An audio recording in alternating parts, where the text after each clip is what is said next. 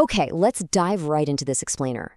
Today, we're unpacking the absolutely wild, unprecedented, and frankly terrifying rise of A24's latest cinematic blockbuster, The Backrooms. I mean, how exactly does a teenager messing around with 3D rendering software literally upend the entire Hollywood studio system? Well, we're going to break the whole shebang down. The origins, the plot, the psychology, and the groundbreaking economics of this massive phenomenon. To understand where we're at, we really have to look at where it all started. Listen to this eerily specific thought posted by an anonymous 4chan user back in 2019. If you're not careful and you no-clip out of reality in the wrong areas, you'll end up in the backrooms. That single creepy little internet post basically birthed an entire subgenre of horror. It captured this creeping existential dread that resonated so powerfully with the internet, Hollywood literally couldn't ignore it.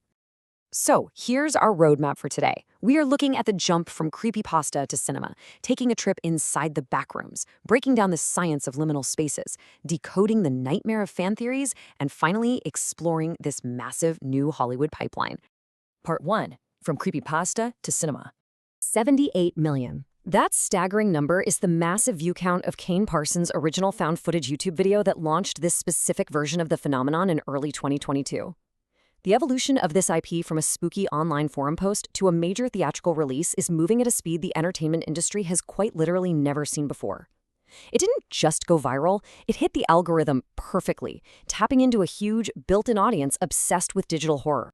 Think about this timeline for a second.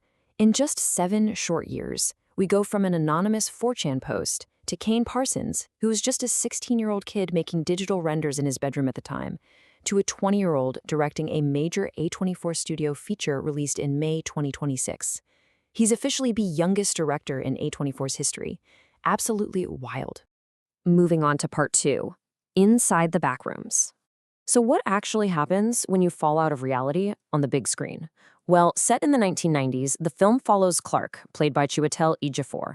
He's a failed architect managing a furniture store, and his only real confidant is his therapist, Mary, played by Renate Reinsve.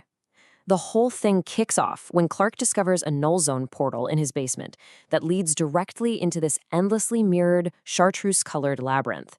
And the main threat stalking him?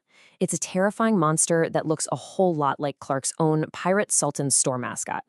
It's a bizarre, super psychological setup where characters harboring deep trauma are shoved into an impossible, shifting space. And to bring that surreal nightmare to life, they built 30,000 square feet of handcrafted practical stages, seamlessly merging them with digital Blender renders. Production designer Danny Vermette didn't just rely on CGI here. They built these visceral, honey mustard-colored spaces to physically trap the characters and, honestly, trap us, the audience. It's that meticulous, practical detail that anchors the film, making you viscerally curious about what's behind the next door rather than just wanting to run away. Part 3. Science of liminal spaces.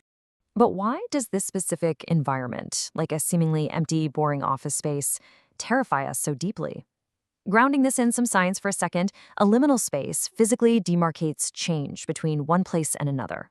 Think of an empty hotel hallway, a stairwell, or an abandoned mall. These spaces are transitional environments. They're meant for movement, not for sticking around in.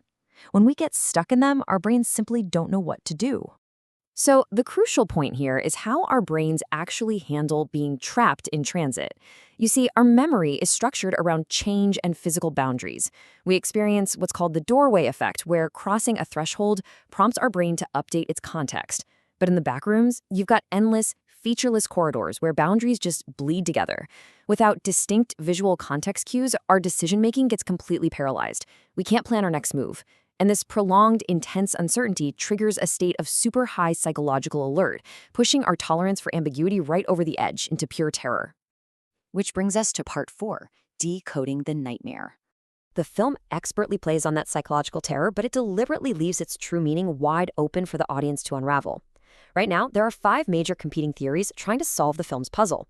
First up is the literal theory, where the corporate Async Institute just opened a real physical anomalous dimension. Simple enough?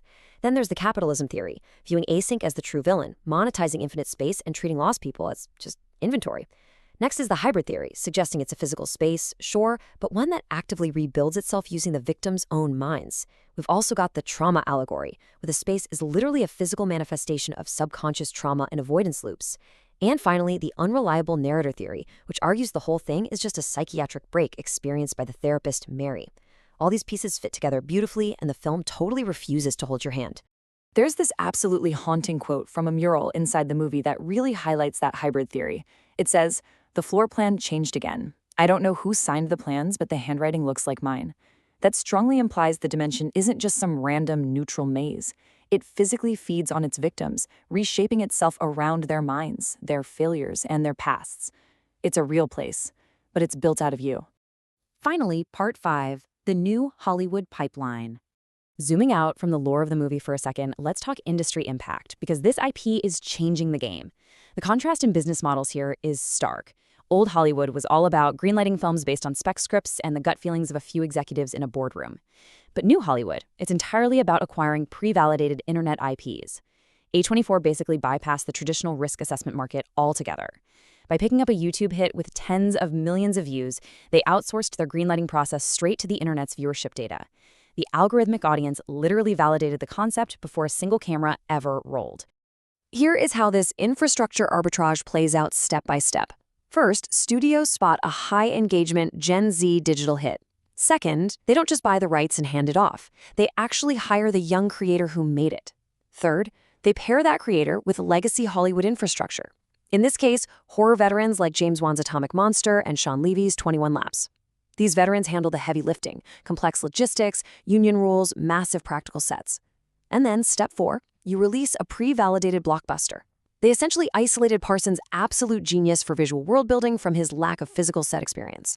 And the economics absolutely reflect this strategy. $35 million. That's the moderate break-even point for the film's highly efficient $15 million budget. Because of the massive built-in audience ported over right from the YouTube algorithm, that financial floor is artificially raised from day one. The film is practically guaranteed to hit profitability quickly, which is fundamentally going to change how studios acquire horror properties from here on out. So, I want to leave you with this final kind of provocative thought to chew on.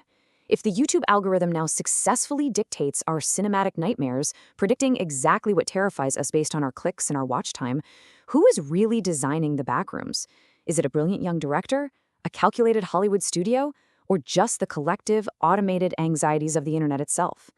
We're living in a brand new digital culture pipeline, and it is both terrifying and absolutely fascinating. Thanks so much for joining me for this explainer, and hey, remember to keep questioning the spaces around you.